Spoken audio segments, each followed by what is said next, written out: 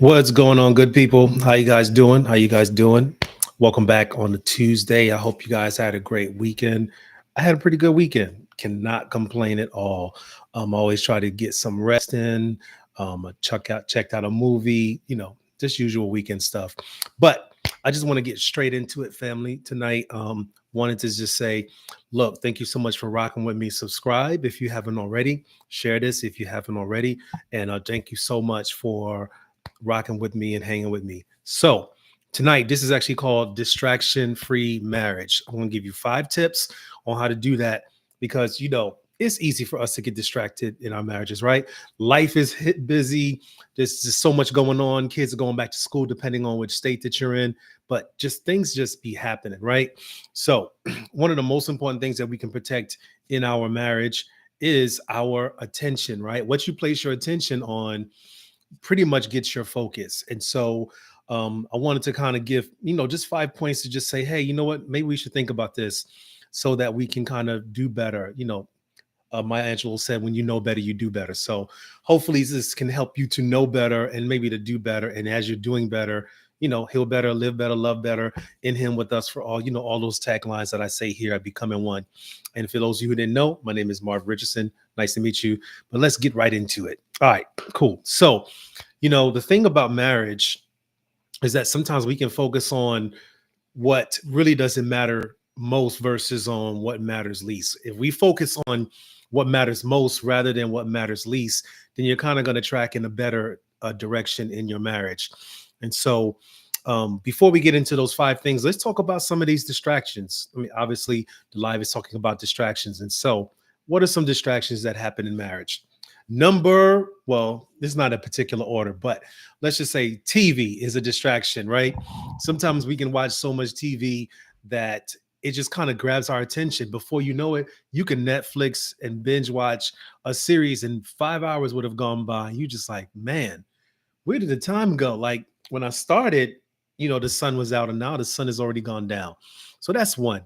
Social media, you know, is a major distraction. You could just be flipping, swiping, scrolling. Well, you shouldn't be swiping if you're married, you know what I'm saying? But scroll.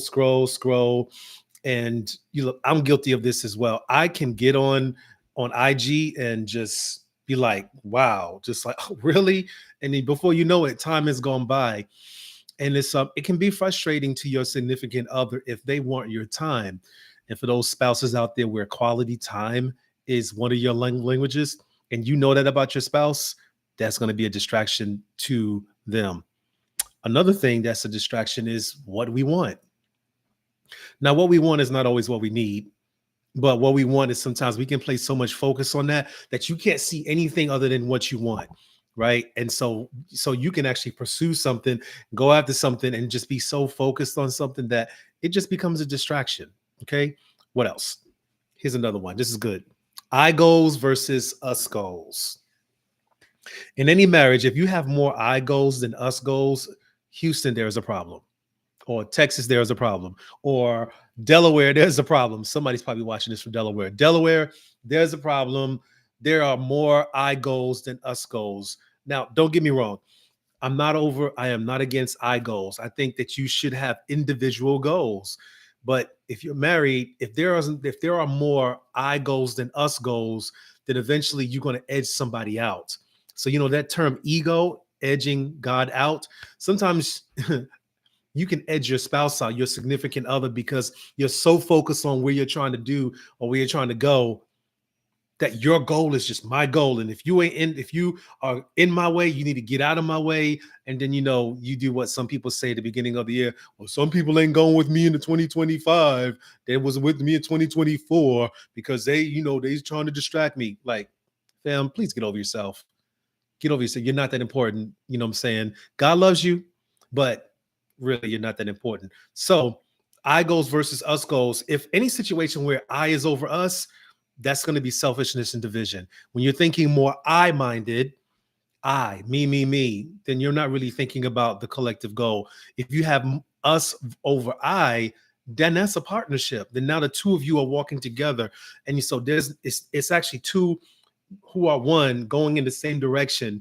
But if it's my goal here and my goal here, eventually, if your goal is taking you in this direction and your other goal is going straight, then you guys are going in opposite directions. Now, do not utilize this as a means of saying, see, this is why we should get a divorce. No, people are drawn apart because they're not intentional about going together, growing together, and doing together. So just figure out what the us goal is and kind of get back to that. Otherwise, it is a major, major distraction. Okay. Another one, another attention grabber is kids. Look, I get it. When babies are born, a lot of attention is being given to the child, and so be it. But you want to carve out time to make sure that you are making each other priority. Okay. And I don't want to jump into the 5 ways and the tips yet, but I mean, it's just kind of goes without saying that if you make your child more important than your spouse, everything is just about my son, my daughter, then your spouse is like, well, what about me? And in blended families, it's a whole nother ball game. You know, moms usually love their sons, raise their daughters, and sons usually love their daughters and raise their sons. And you know, sometimes in a blended family situation, one person can feel kind of like, well, why am I here?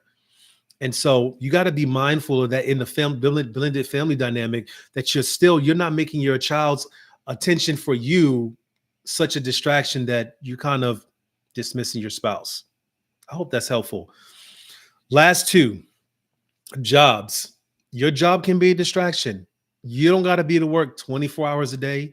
If you got to be at work that much, that long, Chicago, there's a problem. I'm not going to say Houston, but Chicago, there's a problem. Like, you got to figure that out.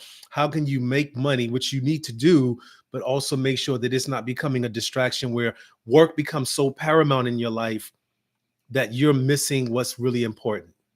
Last one, and there's 2 parts to this: family and friends. Okay. Look, fam, we love our families, but you do not allow your family to become so high on the list of priorities that your spouse is somewhere in the background, because now your family is becoming a distraction. You can't be ride or die with your family. You're supposed to be ride or die with your spouse. You know, I remember seeing this movie where the person says, I am your family. So your spouse is your family. You got to keep that to the forefront. Now, when it comes to friendships, yeah, your friends can be a distraction. If you're married, you got some single friends and they want to go out all the time. Well, you can't always hang with them. You got to hang with your spouse, or find some people that y'all can do some stuff and do life together. And you want to also make sure that your friends' input into your ears is not being a distraction, because sometimes a friendship can be the demise of someone's marriage.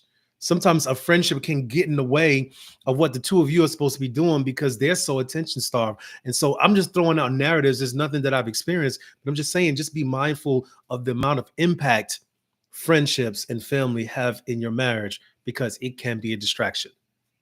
Okay. I can come up with 20 more different distractions. We don't need to do that tonight.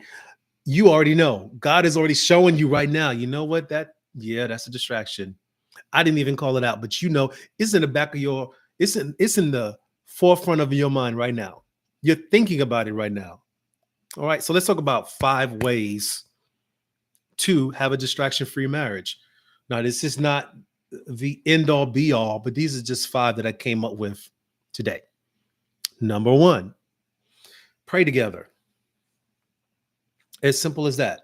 Pray together, because there's something about when 2 people to come together and pray, it kind of helps them to just keep God at the forefront, and whatever God may be working in both of your hearts at that time, that will help you guys to remember what is most important, keeping the main thing, right?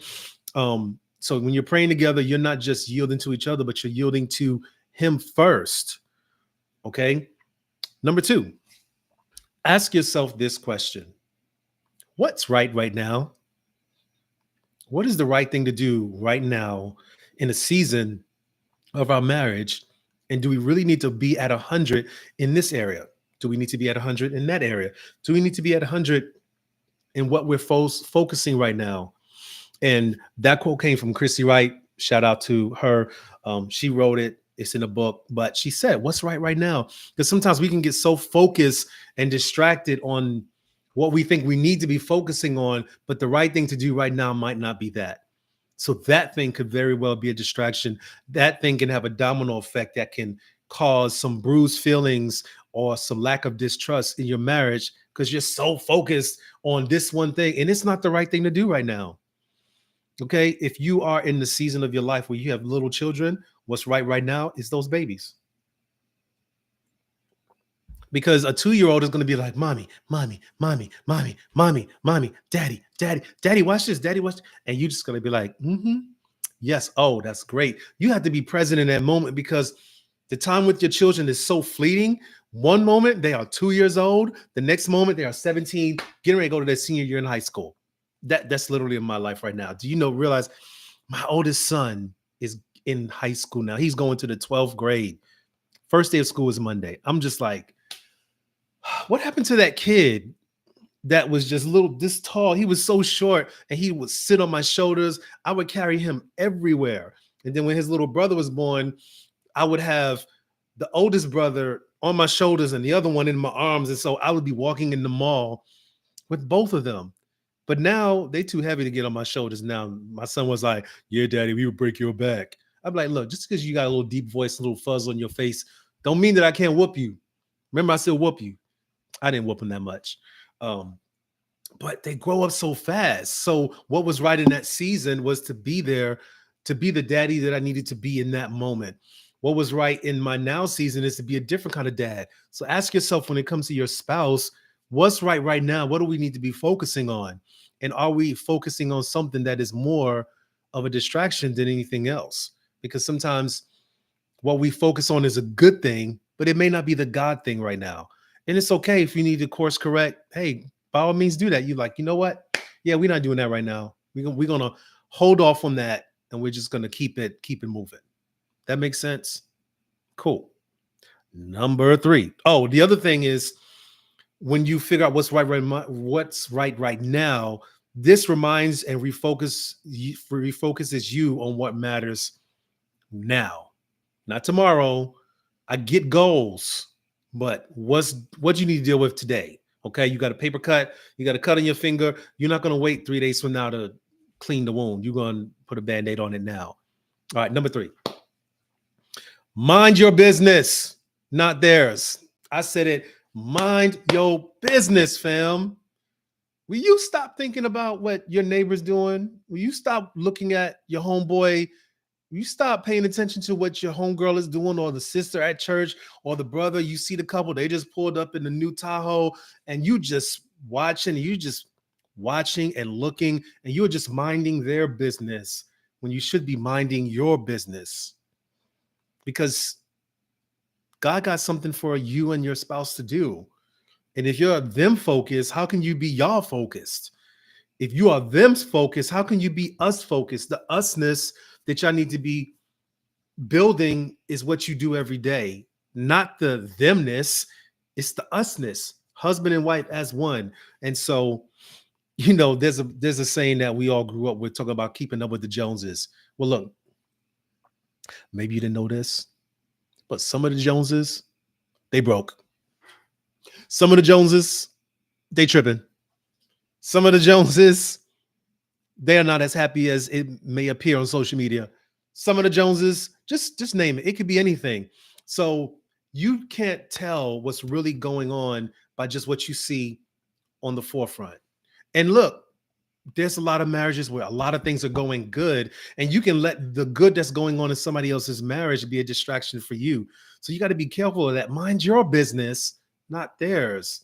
Because if you put your mind on what you need to be putting your mind on, then you'll continue to go where you need to go and get where you need to get, rather than watching somebody's life do life, and you're just like still stuck at stage number 2 when you're supposed to be at stage number 7. Okay. One of the things that distracts us is the lust of the eye, the lust of the flesh, and the pride of life. Whatever our eyes see, we want.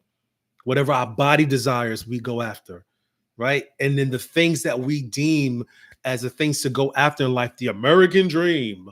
I got to have a house, a 5-bedroom, this amount of square footage, 2-car garage, and this and that. And when I get that, I got to get this. When I get that, I got to get this. And you want to build a bigger barn, and a bigger barn, and a bigger barn. And then what does the Bible say about that?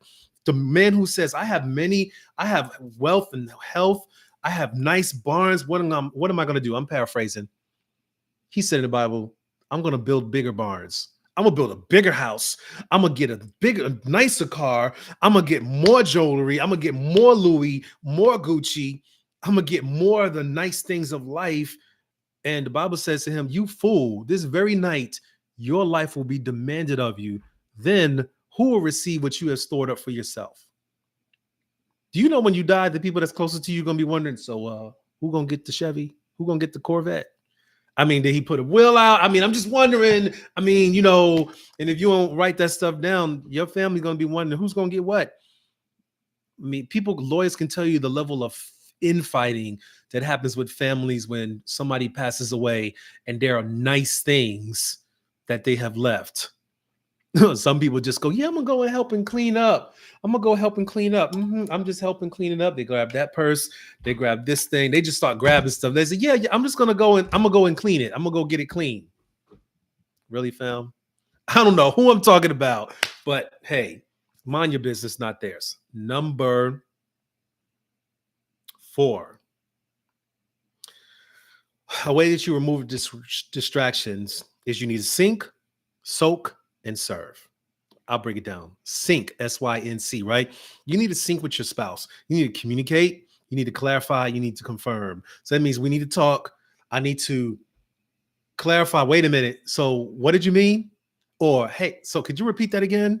And then you need to confirm. Oh, so what I hear you saying is this. You want to wear the red dress. You don't want to wear the blue dress, because the reason why you don't want to wear the red dress is because you wore that 2 Sundays ago.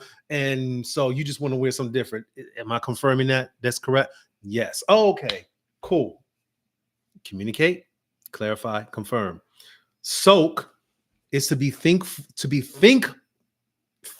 You're thinking and thoughtful, or thoughtful and thankful.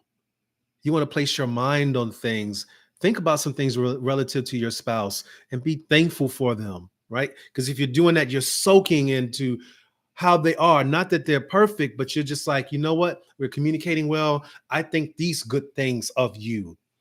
I think these good things of my wife. I think these good things of my husband. And then the last one, serve. Make each other priority, not the pursuits. Make each other priority. That's how if you're making your wife a priority, then the thing that you were distracted from, you're not going to really be distracted from. You're going to actually focus on them rather than them. I'm almost done. You ready? Here we go. Number 5. Remember what matters most.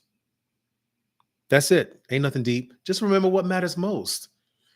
And in your marriage, it is your spouse. If there's children, it's your children. You need to focus on them. So when God set up this whole family thing, he says, I cover you and you cover them. As he's covering you and you covering your family, y'all win. That's why the goal of becoming one is to help marriages, relationships, people in marriage, and relationships of that nature, of anything of that nature, is to get you to recognize that we're becoming one in him first, with us and for all. So as me and him is becoming one, then me and you as husband and wife are becoming one, but God is with us. And then we get to cover all because he's with us. And because he is with us, he covers us and we cover them. He covers it all. I mean, that's a strategy for success. But remember, pray. Remember to ask yourself what's right now. Remember to mind your business, not theirs. Remember the sink, soak, and serve. And just remember what matters most. You keep that at the forefront of your mind, not all the time. You're not going to always think about number 1, number 3. Just it'll come back to you. You'll be like, you know what? Am I sinking, soaking, and serving? Sweetheart, what do you need? Okay. You think about that later. You know what, God, I'm just really thankful. You're kind of doing the both. You're taking sink, soak, and serve, and you're praying. You're like, you know what? How can I serve my wife today? How can I serve my husband today?